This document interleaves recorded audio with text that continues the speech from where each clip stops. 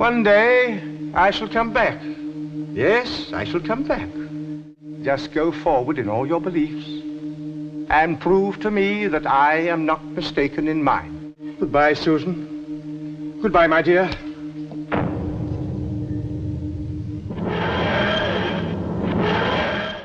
William Hartnell played the Doctor from 1963 to 1966. During those years, he had a total of 10 companions, 3 of which are unfortunately almost completely lost to time, with one being entirely lost by her final scene. As the first Doctor, Hartnell laid the foundations for a part that would go on to be played by more than 18 different people, with the expanded universe only adding to that number. The grumpy old codger travelling in a time and space machine with his granddaughter, who is gradually humanised and becomes more compassionate as he travels with various different people. So, what is the story of his Doctor? What is his history? Let's find out as we start from the beginning, on this day 62 years ago.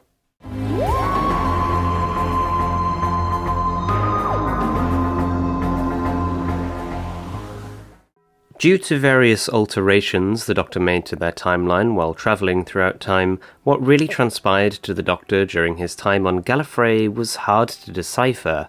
According to reports found by Maris, the Doctor was involved in a riot and became wanted by the Celestial Intervention Agency for interfering in non-time travel capable species development. He left Gallifrey 2 days afterwards. Other accounts found by Maris implied this riot had not happened, however, and so the Doctor must have left for another reason, or did leave for this reason.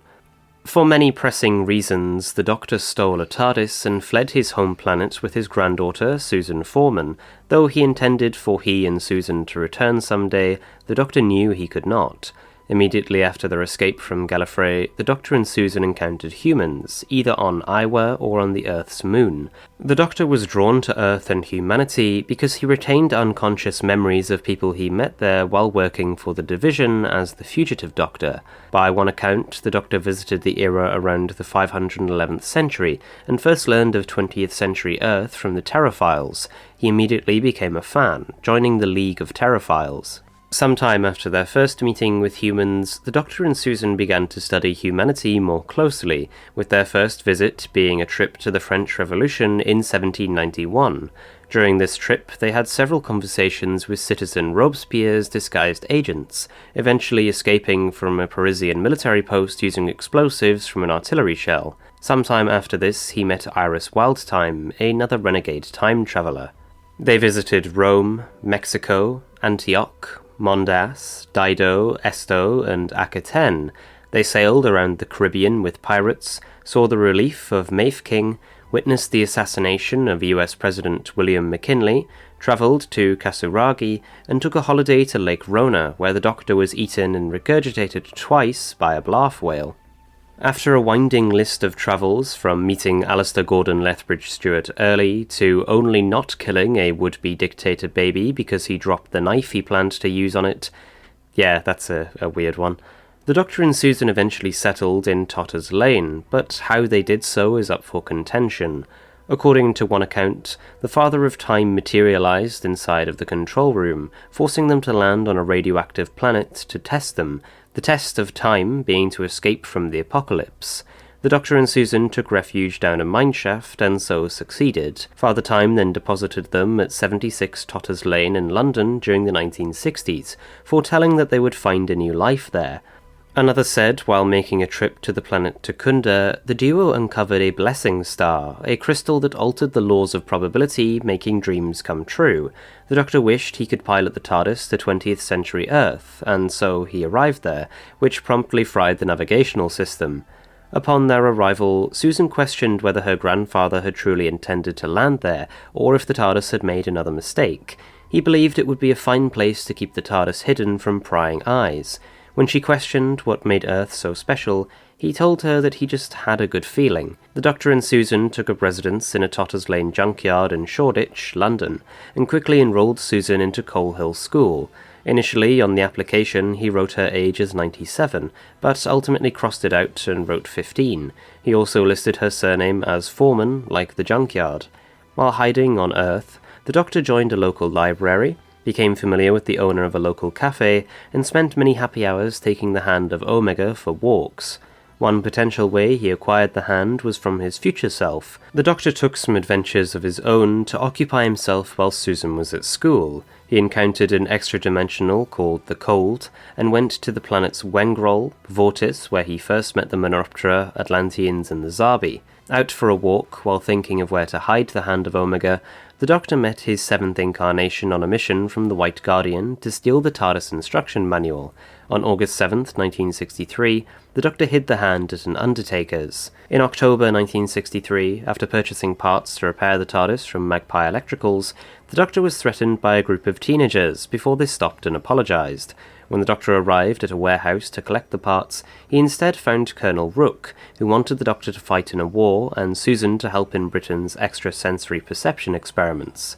The Doctor deduced that a hypersonic weapon transmitted over radio waves made young people attack anyone who was different, including the Doctor and Susan. The Doctor transmitted a reverse blocking signal, negating the effect of the weapon and saving Rook's life, who dropped his attempt at coercion. While at school, Susan met a new history teacher, Dr. River Song, whom the Doctor dismissed quite brusquely, inviting her to mind her own business. After investigating an alien insect that he planned to return home, the Doctor returned to the junkyard to find that two of Susan's teachers, Ian Chesterton and Barbara Wright, had followed her home.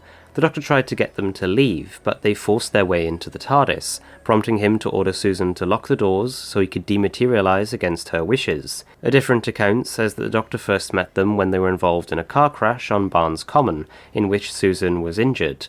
When he took Susan back to the TARDIS, Ian and Barbara followed, and so were kidnapped. When the War Doctor was told of this account of history by the barber surgeon, he declared it incorrect, but the barber surgeon explained he had met a version of the Doctor who had experienced the events in Barnes Common, and remarked everything happened somewhere. They travelled to prehistoric times, meeting the tribe of Gum, though the alternative account claimed they went straight to Skaro. In prehistoric times, the Doctor met his eighth incarnation in a time bubble, who convinced him to save a caveman instead of killing him. Landing on Skaro, they quickly discovered the planet was inhabited by the peaceful Thals and a group of bloodthirsty mutants in metal travel machines, the Daleks. Learning of their plan to eradicate the Thals, they assisted the Thal attack on the Dalek city. The events of this adventure made a strong impression on the Doctor, making him devote his life to combating evil. The Doctor flicked the fast return switch to leave Skaro, but it became stuck. The TARDIS was sent to the beginning of the solar system, causing confusion among the team. The Doctor assumed that Ian and Barbara had sabotaged the console. Once Barbara figured out the situation, the Doctor fixed the switch. This incident caused his relationship with Ian and Barbara to become warmer, and he began to learn about and respect their humanity. Still damaged, the TARDIS landed in the plain of Pamir in 1289, where the team met Marco Polo, who managed to take the TARDIS as tribute to Kublai Khan. The Doctor and his companions managed to escape quietly during a duel. They then went on a quest to gain Merlin's helm and fight nanobots, met Eric the Red in Greenland, stopped the assassination of Egyptian pharaoh Menkaure in 26th century BCE, went on a quest for the Keys of Marinus to defeat the Vord and their leader Yartek, and arrived in Mexico where Barbara was mistaken for an Aztec god and was taught history cannot be rewritten. The Doctor also proposed accidentally to an Aztec woman. They spent a month in the First Afghan War, where the Doctor rallied Afghan allies to rescue Ian from chieftain Ghul Zahir, who Ian killed in a fit of rage. During a visit to Chicago, 2006, the Doctor lost the TARDIS in a bet, so hired a car to get it back on an American road trip. They next travelled to London during World War II and discovered the Ban Sharai, alien shapeshifters who had been posing as dead people to make the wishes of their loved ones come true. They then arrived inside of a spaceship during the 28th century, where they met the Sensorites and assisted them to release the human crew and their expedition on the Sense Sphere. Greatly agitated by Ian and Barbara's remarks on his piloting skills, the Doctor landed the TARDIS on board the HMS Endeavour in 1770. Before Susan and Barbara could exit the TARDIS, it was tossed overboard in a violent storm. Susan managed to swim out and attach a line to the ship from the TARDIS. Ian and the Doctor were able to get back on board, but the Doctor was disgruntled about there now being water on the floor. The TARDIS then landed in France during the middle of their revolution, where they were immediately all sentenced to death. The Doctor helped find an English spy named James Sterling, who helped them escape back to the TARDIS. After escaping from the reign of terror, the Doctor found himself on a planet with a fast time rate, and discovered the entire civilization of the planet had been based around him, Ian, and the TARDIS. He and Ian then watched the rise and fall of the civilization in a matter of minutes. After the TARDIS sustained damage, the crew stayed on the planet Fragrance, where the atmosphere caused them to create strong friendships with a family of locals, to the point where the Doctor gave the parents a guided tour of the TARDIS. However, when Barbara refused to requite the love of their eldest son, she actually condemned him to death by doing so, watching as he went across the yellow arc of the planet, walking towards his fate.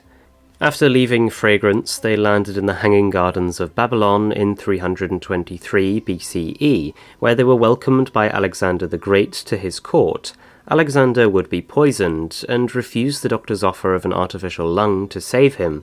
He asked the Doctor what his legacy would be, and he told him of how though his empire would not, his fame would live forever. Shortly afterwards, the Doctor announced he had a way to take them home. However, as he was about to do so, the TARDIS was drawn to a nearby dying planet. The crew met the Perfect One, a robot with a brain similar to a human, trying to become human. They woke his creator Luxor from a cyber coma.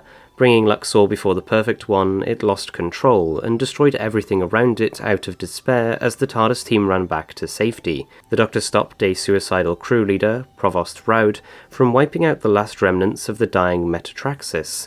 He then later assisted a new leader to find a home from the Metraxi. The team took adventures to 20th century Russia, meeting Grigory Rasputin, who absorbed knowledge of the future that the Doctor later mostly drained, 5th century Alexandria, around the time the library would be destroyed, Seville, where Ian became part of history and the Doctor evaded a death sentence for impersonating a cardinal, and the planet Destination, where the Doctor encountered the Master for the first time since leaving Gallifrey, where the Doctor spent 2 years bringing peace to the planet against the Master. They then landed in 1888 New York City, shortly before the Great White Hurricane.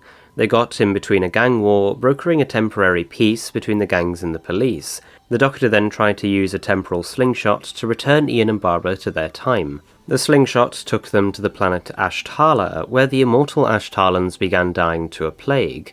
They stopped the manufactured spread and left the planet, pondering the effect they'd had on the species. They then went to 19th century Japan, Tyre, crash-landed on a temporarily unstable planet, went back to Skaro by accident using the fast return switch, saw the execution of Tsar Nicholas II and his family, rebooted the TARDIS, which still didn't make it work properly, became involved in a plot to dethrone Elizabeth I, rescued Joseph Renegan from a failed mission to Mars, visited a dying world where Barbara was infected by an alien parasite that distorted her memories, discovered the EBV Nevermore, which was making holes in the universe for navigational purposes, landed on Hydra, where they started an uprising against the Vord, helped citizens of Arkhaven leave their dying world, and were accidentally temporarily shrunk down by the TARDIS malfunctioning. With their size restored, the team arrived in the ruined 22nd century London, which it was quickly discovered had been overtaken by the Daleks. They took the resistance directly to the heart of the Dalek Earth Force, and triggered a volcanic eruption that destroyed the Daleks and their mining operation. Recognizing that Susan had fallen in love with resistance fighter David Campbell, the Doctor reluctantly left her behind, promising to return, though some accounts say he did not do so until his 8th incarnation on different occasions, 13th incarnation, or simply not at all. He continued to question this decision for centuries to come. Ian believed this was the bravest thing that he ever saw the Doctor do. Shortly after leaving her, they travelled to the funeral of Darking on Venus, where they were embroiled in the Venusians' conflict with the Suushi. They then created an alternative timeline while intending to give Susan a wedding ring, landed in the Orkney Isles in 1956, almost lost Ian and Barbara, who considered settling down in the 1950s. Still struggling to adapt to life without Susan, the trio landed on Dido, where they met Vicki Pallister and Bennett, survivors of a crash. They learned of a being called Coquillian, who turned out to just be Bennett, who had killed the rest of the crew and many Dido natives, leaving Vicki alive as an alibi. Just as Bennett tried to kill the Doctor, 2 Dido natives saved him. Vicki decided to join the Doctor in the TARDIS, almost as a replacement for Susan. Immediately following their departure from Dido, they landed just outside Byzantium in 64 CE. Despite the Doctor's resignation from visiting the Roman Empire, they made their way into the city.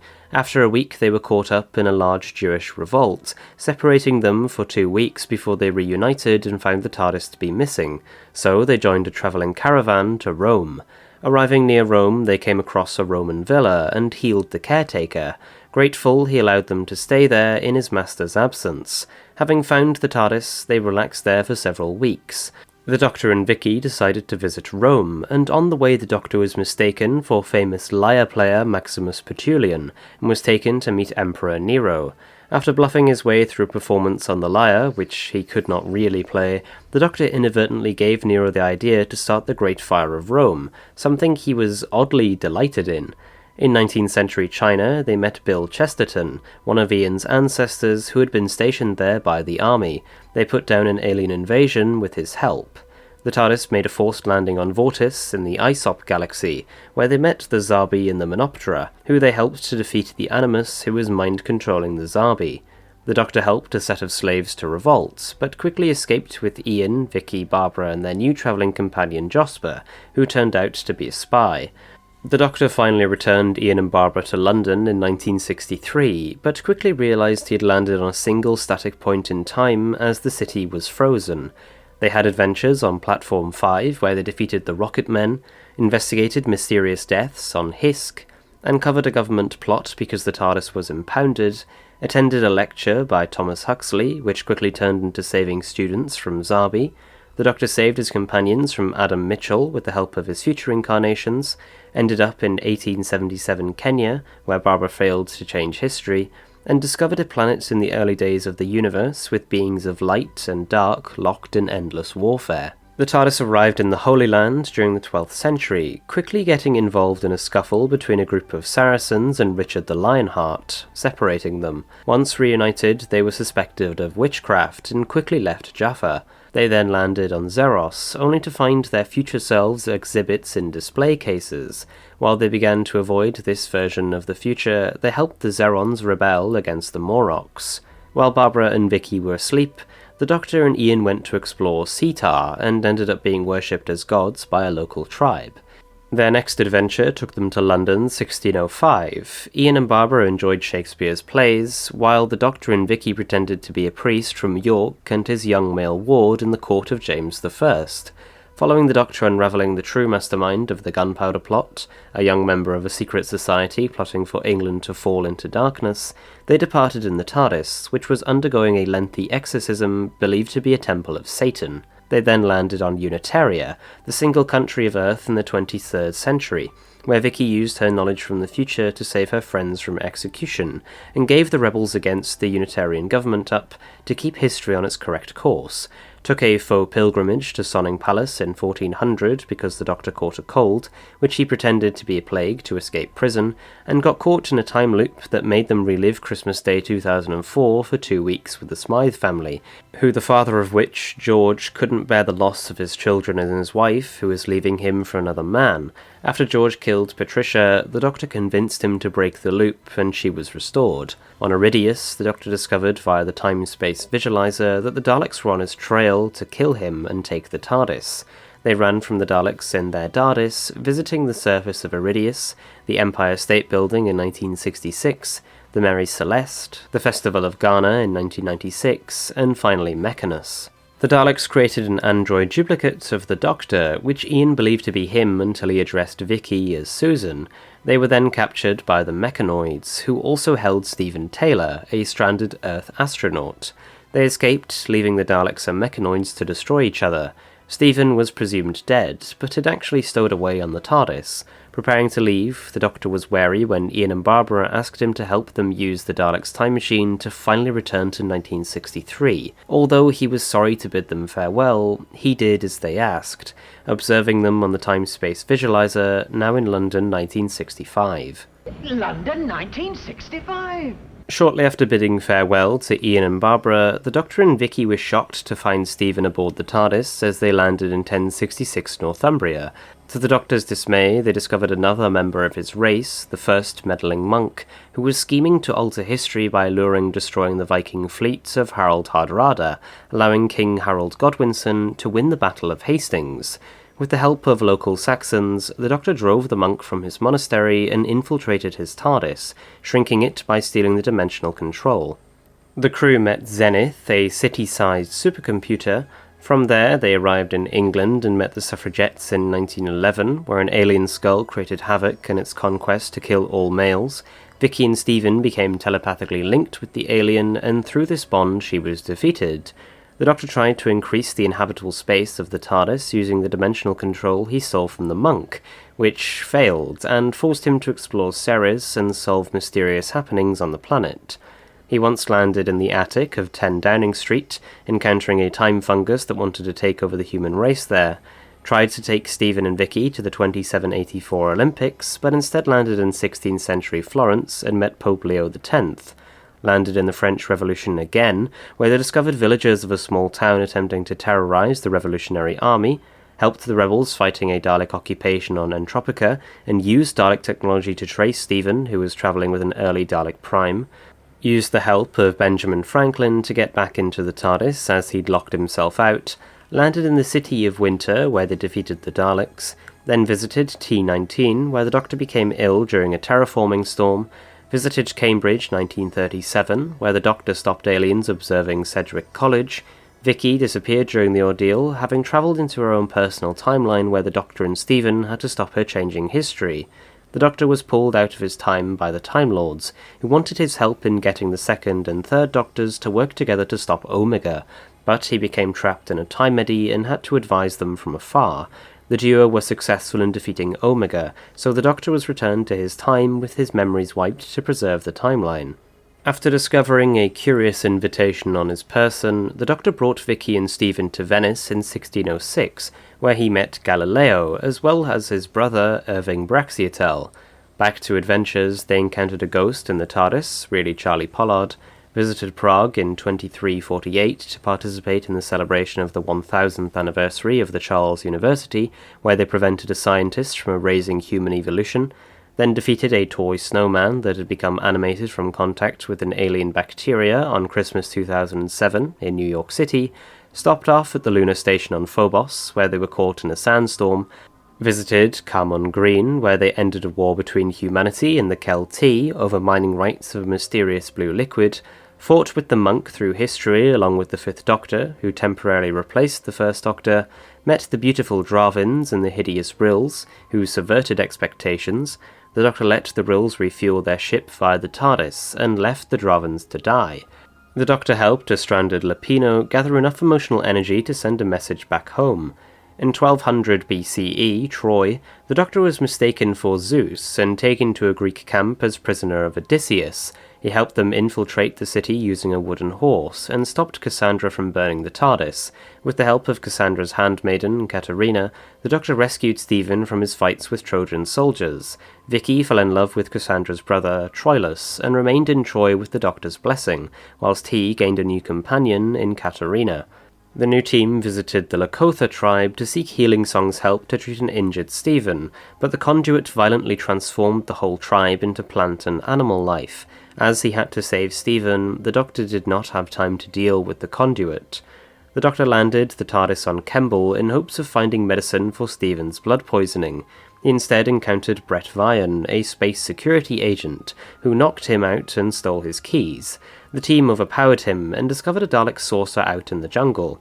The Doctor discovered a magnetic tape in the undergrowth and rejoined his friends, who left the TARDIS and found a large landing bay with ships from many of the outer galaxies, and one which Brett recognized belonged to Mavic Chen, guardian of the solar system. After capturing one of the delegates, Zephon, the Doctor impersonated him in the delegate meeting. There, Chen presented the Daleks with a Terranium core, the power source for the Daleks' time destructor. However, the Doctor stole the Terranium and ran off to a rendezvous with his companions, who blasted off in Chen's ship.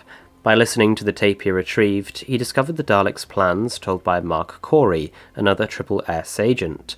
The Doctor and Brett agreed to head back to Earth to warn the authorities of the Dalek threat.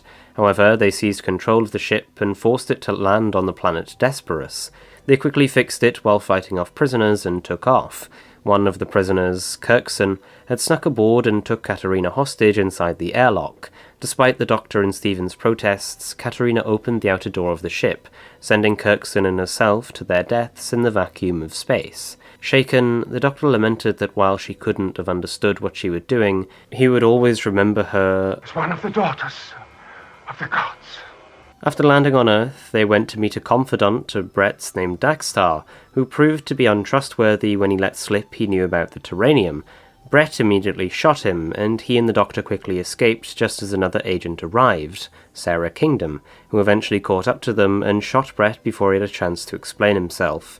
Evading capture, the Doctor and Stephen were pursued by Sara into an empty chamber, where they all fell victim to a molecular dissemination experiment and were sent to the planet Myra.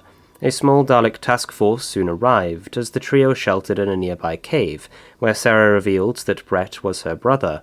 The Daleks became embroiled in a fight with the invisible native Vizians, allowing the trio to escape capture and steal the Dalek spaceship. Upon their return to Kemble, the Doctor gave the Daleks a copy of the Terranium core he had made and returned to the TARDIS. They landed outside a police station on Christmas 1965, where the Doctor was arrested. After being rescued by Stephen, they visited a Hollywood film studio in the 1920s, which they unknowingly thought was an insane asylum. The Doctor was mistaken for an expert on Arab customs and had an encounter with Bing Crosby. Back on the TARDIS, the trio toasted a happy Christmas to themselves, and incidentally to all of you at home. Iris Wildtime, who had been with the group since the police station, then escaped through the fourth wall. Resuming their travels, they locked onto the signal of another time machine, which was travelling to several different Christmases throughout Earth's history. The machine was trying to fulfill the wish of its pilot, Robert, who wanted to go back before his brother died of leukemia. When the adult Robert touched the Terranium core, he reverted back to his original age, allowing the Doctor to subtly change history using the fast return switch to take Robert back to the last Christmas he had. While dreaming, the Doctor travelled to the underworld to guide Katarina through the afterlife. When the TARDIS was dragged inside the Great Clock, the Doctor was intrigued and insisted on exploring it. They were captured by SSS agents, who brought Sara to their commanding officer, Brett Vian, and Mavic Chen. The Doctor, concerned for causality, sabotaged the clock to create a distraction so they could escape. Instead, they had to rely on Sara to destroy the clock and release them from being trapped inside. On their travels, the TARDIS landed on a water planet, where they found a set of miners in a collapsed mine. They then landed in Ely in a house full of dead bodies that they found difficult to leave. The TARDIS later crash-landed in 1950s London as a result of a psychic attack. The Doctor fell into a coma from his bond with the TARDIS. While he was incapacitated, Sara and Stephen battled changelings for 2 weeks until he awoke. Attempting to land on an asteroid, the trio were caught in a battle between SSS and a Sontaran platoon. They helped the agents traverse the surface of the asteroid and used Sara's knowledge from the future to navigate the journey. Defeating the Sontarans on the asteroid, they decided it was time to return to fighting the Daleks. The Doctor discovered that another time machine was on the same flight path, and thought it may be the Daleks. They landed on Tygus, where the monk, seeking revenge for being stranded in 1066, sabotaged the TARDIS lock, though the Doctor quickly fixed it. They landed near a pyramid in Egypt, meeting with the monk and the Daleks, who discovered their Terranium was fake.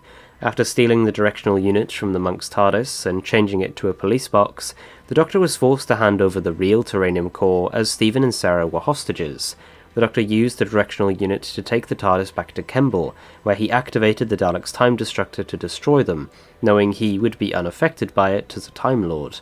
It transformed Kemble into a desert and rapidly aged Sara, who wasn't in the TARDIS, killing her. The Doctor and Stephen took a trip to 1966 London, where they encountered the Fulgurites. They put an end to their activities with the help of a young homosexual city trader named Oliver Harper, who joined them in the TARDIS to escape being arrested for his sexuality. The Doctor took them to a satellite, but the Gallians chucked the TARDIS off of it. When a girl entered the TARDIS, he realised that she accidentally caused the satellite to fall out of orbit, resulting in it being fractured when it struck a piece of space debris. After Stephen was able to perform some complex flight calculations to nudge the station back together, the Doctor worked with Oliver and the Gallians to draw up new contracts that would help humans benefit from the Gallians' work. The Doctor then took them to Grace alone, after finding their names on a criminal records database in the future.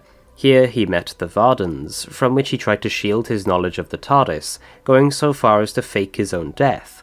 Oliver would later meet his end at the hands of the Vardens while saving his new friends' lives, disrupting the last Varden in a final attack, and marking the third companion in a row he'd lost to death. Knowing that he was nearing his first regeneration, he visited his rose garden for some peace, while Stephen rested in the TARDIS.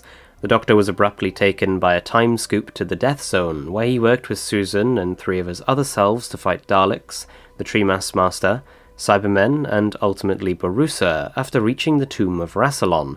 There, the Doctor correctly deduced that by gaining immortality, Borusa would be trapped in the tomb for eternity, though chose not to tell him this conclusion. He then left with Susan as he was returned to his time by Rassilon. After returning Susan home, the Doctor began travelling on his own with the ability to pilot the TARDIS effectively as a parting gift from Rassilon, who knew he was approaching his first regeneration.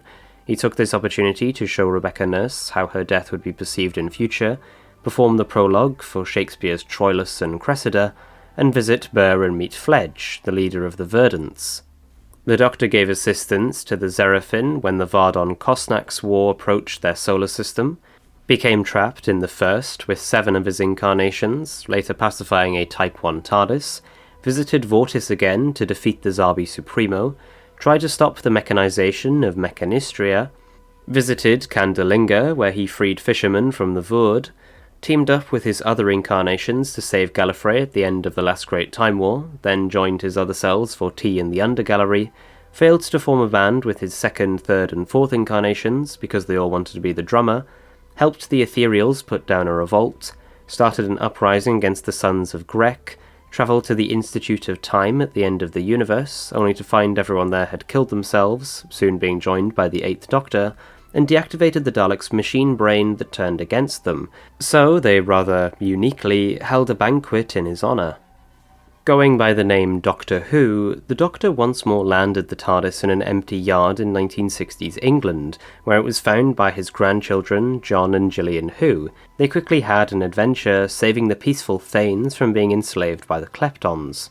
While trying to return his grandchildren home, the Doctor crashed on an alien planet where they cured the Theros, investigated disappearing spaceships, met the Zarbi on Vortis, visited the planet Gyros, Spokra, Hamelin, almost lost the TARDIS in the sea, re-encountered the Kleptons, met Caterpillar Men in 2035, went to a banquet on Demeter, restored the power on the Go-Ray, met the Ancient Mariner, met Santa Claus at his relocated workshop on an alien planet, nearly watched John being burnt to death by savages, fought rebels on Space Station Z-7, fought beasts on Xerox, entered John in the Galaxy Games, which he won for running, and escaped aliens trying to experiment on them in a rocket. Back with Stephen, the duo arrived in a forest on Christmas Eve, where the trees were forcing a family to care for them for generations. The Doctor berated the trees, who established a more amicable relationship with the family. Once again, they met the Vardens, who perfected a virus that would kill humans with laughter, but accidentally showed a comedian a vision of the future, and so made it a fixed point in time, allowing for the duo to defeat the Vardens, and answered a summons from Alistair Gordon Lethbridge-Stewart through the space-time telegraph. Death started to follow him through the vortex, but encountered a wall erected by the Time Lords. The Doctor ended up on Death's world, and encountered his 2 future incarnations again. He confronted Death, but his 3rd incarnation defeated him. The Doctor and Stephen arrived in Paris, 1572, where the Doctor realised that St. Bartholomew's Day massacre was about to begin and departed in the TARDIS. Stephen was very angry that the Doctor had left Anne Chaplet, a French girl he had befriended, to her probable death, and disregarded the Doctor's plea that he couldn't rewrite history. He decided to leave the TARDIS when it landed in Wimbledon Common in 1966, leaving the Doctor alone to reminisce over all the companions who had left him. He briefly wondered if he should return home, but quickly was interrupted by Stephen, who returned with a young girl named Dodo Chaplet. The TARDIS took them to New York City in 1965, where a cult had formed around 6 self-proclaimed gods that performed miracles to their followers. They were, of course, alien life forms. The Doctor worked with the US military to weaken the worshippers' faith in the gods, driving them away with a dud bomb that everyone believed would harm them. The Doctor and Stephen subsequently accepted their differences and departed in the TARDIS, taking on Dodo as their new companion. Together they encountered humans and monoids from the far future, fleeing a doomed Earth for Refusis II, on a spaceship Dodo nicknamed the Ark. The Doctor aided the crew against the common cold, but upon returning to the Ark 700 years later, he discovered that the monoids had taken over and were planning to kill the humans, so stopped them. The TARDIS was then captured by the Celestial Toymaker, who turned the Doctor invisible and forced him to play the Trilogic game, while Stephen and Dodo were forced to play against the Toymaker's pawns. The Doctor's companions won their games, while the Doctor himself outwitted the Toymaker and escaped. In search for a dentist, as the Doctor hurt his tooth eating a sweet after beating the Toymaker, they arrived at Tombstone, Arizona in 1881, where the Doctor received treatment from Doc Holliday. The Doctor was mistaken for Holliday by the gunfighter's enemies, but soon departed. When the TARDIS brought the trio to a Halloween party, the Doctor discovered the Toymaker had set a trap for him, but was unable to escape. They took trips to 1812 Russia before Napoleon invaded, Ulysses 519, where they encountered the Rocket Men again, Bukol, where they were caught up in the Sixth Doctor's plans, sent a criminal back to his universe before he caused too much havoc, defeated Questor in the living jungle of Tropicalis, investigated a crashed spaceship during the Boer Wars, returned to Vortis again, but saved Sontarans from a Rutan infiltrator this time, helped the monks of Detsen Monastery, who gave the Doctor their Gunter, and resolved the war on the planet Comfort by tricking both sides. The trio arrived on a planet shared by 2 very different peoples, the civilized Elders and the Savages. The Elders gained intelligence from draining life energy from the Savages, which the Doctor helped put a stop to by destroying the equipment that facilitated the process. At the end of it all, Stephen decided to stay behind so he could keep the peace between the 2 groups. The Doctor and Dodo visited Scrabster Harbour in 1947, travelled about the Golden Hind, visited New Houston, and landed in an alternative history of just after the French Revolution, where the Doctor successfully corrected history, but by this point his physical strength was beginning to leave him as his first regeneration approached, despite his efforts to hold back the process and resist it. Landing in the 13th century, the duo encountered the remnants of an outlaw attack, defending against William of Berkshire. They encountered the monk, who he foiled the plans of and sabotaged his TARDIS yet again. They then landed in Colton's salt mine, finding an interdimensional creature in pain, visited Camden in the 2020s, where they met demons defeated by song, arrived near Inchiton-on-Sea in 1947, where Dodo was left on her own thanks to the Doctor fading away inside the TARDIS. The Doctor was taken out of time by the Time Lords, returning to Kemble in a polluted capsule to capture the Dalek's time machine and follow the TARDIS. He learnt that the robot Doctor had been activated, and that Vicki had been travelling with him, and told him of his travels. He returned Vicki to Carthage, and dropped the robot Doctor off at Amboise to become the new abbot of Amboise he'd encounter with Stephen. Sometime later, the Doctor managed to return Dodo to London in her own time. There the Doctor noticed the new post office tower and discovered a new supercomputer called Wotan, which had become sentient. It gained control over its creator and several others, including Dodo, and forced them to create the war machines, one of which the Doctor was able to reprogram to attack and destroy Wotan.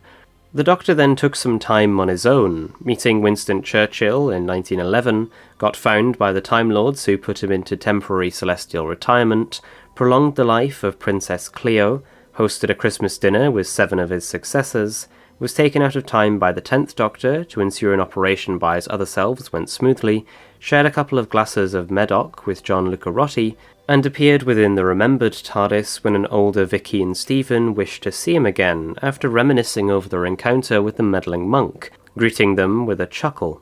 He inadvertently picked up Polly Wright and Ben Jackson as companions when they entered the TARDIS as it took off, telling the Doctor Dodo planned to stay in her own time. The Doctor and his new friends got caught up with a band of smugglers led by Captain Samuel Pike as he searched for a lost treasure, Although the Doctor helped Pike trace clues, the smugglers were eventually captured by the local revenue men, and Pike was killed. After they left in the TARDIS, the Doctor assumed that they had landed at the coldest place on Earth, but it was soon revealed to be Lewes in the 1950s, where they got caught up in a series of bonfire riots. When Ben and Polly first went exploring in the TARDIS, the Doctor found himself coming to their rescue as they got lost. They had adventures in New York City in the 1890s, meeting Harry Houdini, landed on Mars instead of seeing the coronation of Queen Victoria, met Professor Chronotis at Cambridge University. The Doctor got embroiled in medieval politics after being gifted a golden bow by Emperor Galutia, confronted the Sher terrorists known as the Ten Strong, which put great strain on his mind, met a computer called Continuity, which was killing all of its patients as it thought they were damaging the universe, met the Player, another Time Lord, while dealing with a telepathic plague in the 16th century. The Player explained a force from his future had been interfering with the Doctor's timeline to prevent his regeneration into an incarnation fit for a great conflict, encountered his old mentor the Hermit on Gallifrey, but ran away from his offer of a new life with a rewritten past, and spoke to an angel who caught the TARDIS in their descent through reality. Eventually they arrived at the South Pole after a brief encounter with Omega. They entered Snowcap Base, where a new planet was discovered between Mars and Venus. The Doctor, having predicted this, tried to convince the crew that Earth had a twin planet millions of years ago called Mondas. They initially didn't believe him, but the station quickly came under attack from the Cybermen. Knowing the invasion would ultimately be resolved through his reading of historical accounts, the Doctor was content to be simply an observer, though one ready to interfere should the situation require it. In truth, the Doctor and his companions' intervention was what prevented the Cybermen taking control of the Arctic. The Doctor collapsed as Mondas began draining the Earth's energies due to his regeneration process starting, and Mondas siphoning off his ability to resist regenerating any longer. While unconscious, the Doctor was contacted by Stephen and arrived to help stop the Varden woman from Grace Alone getting revenge on him and Stephen. She was foiled by Stephen's granddaughter Cider, using a copy of the Daughter. Stephen then sent the Doctor back to his body on Earth in order to get back to the TARDIS, sending the copy along with him to improve his chances of surviving the trip. Having found a second wind, the Doctor confronted the Cybermen, but his attempt at negotiation only resulted in Ben and Polly being taken hostage aboard the cybership. Mondas was ultimately destroyed by overloading on Earth's energies. While emerging from his sleep, the Doctor overheard Ben claim that it was all over now, and became weary. Having started his first regeneration, the Doctor left without Ben or Polly. Wading through the snow, the Doctor caught a fading image of Oliver Harper, as he insisted to himself that he would not change, and that the entire idea was ridiculous. He was soon called out by a kneeling figure, who claimed to be the Doctor. This was him in his 12th incarnation, also fighting off regeneration. Together they encountered the Testimony Foundation, who revealed the titles he had acquired throughout his subsequent regenerations, a fact which appalled him.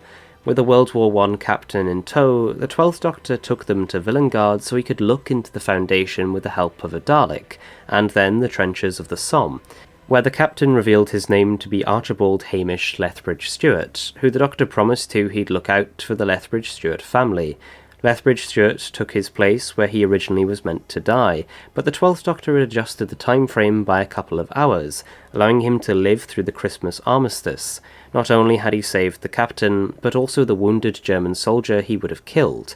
The Doctor remarked that this was what it meant to be a Doctor of War, one of the titles he was told he'd have in the future. After watching the armistice for a few hours, the Doctor admitted he felt ready to regenerate, but questioned his future self on this decision, with the 12th Doctor only answering that he would have to find that out the long way round, before they parted ways. Now inside the TARDIS, and glowing with more regeneration energy, the Doctor managed to set the coordinates to return him to Antarctica 1986, using the fast return switch. As the TARDIS's controls continued to operate on their own, the Doctor opened the doors for Ben and Polly before collapsing unconscious to the floor, having lost the energy to keep his old body going. Before the astonished eyes of his companions, the Doctor transformed into a much younger man. Oh, well, that was the incredibly long story of the First Doctor. Please do not expect this to become a regular occurrence. Maybe once a year if I have the time, but as we get through more and more incarnations and just time goes on, more material comes out and just adds to the never-ending story. I can't imagine doing this for Doctors 4, 10, or Christ, 8. The second Doctor and the War Doctor I really wouldn't mind doing, but even then that's a bit of a stretch. As I said, the first Doctor really is the most unique. He's definitely the least principled of them all, willing to kill when necessary, and really just didn't give two about what he did or who he offended. But that's where his companions come in. His companions are what made him the man he was at the end of his life and beyond. They humanized him, made him see the beauty of human spirit and the universe as a whole. He's basically an immortal god, and he acts accordingly in his first incarnation, but as he begins to appreciate mortality and humanity even more with each increasing companion, he becomes someone his younger self would barely even recognize. Many of the stories written for the first Doctor also wouldn't be made today, not just because television has evolved over the last 60 years, but also because Doctor Who as a brand is now bound by a set of rules and standards. Take the Doctor being invited to a banquet by the Daleks of all creatures, something that definitely wouldn't happen today, or the specific way that the first Doctor stories are written.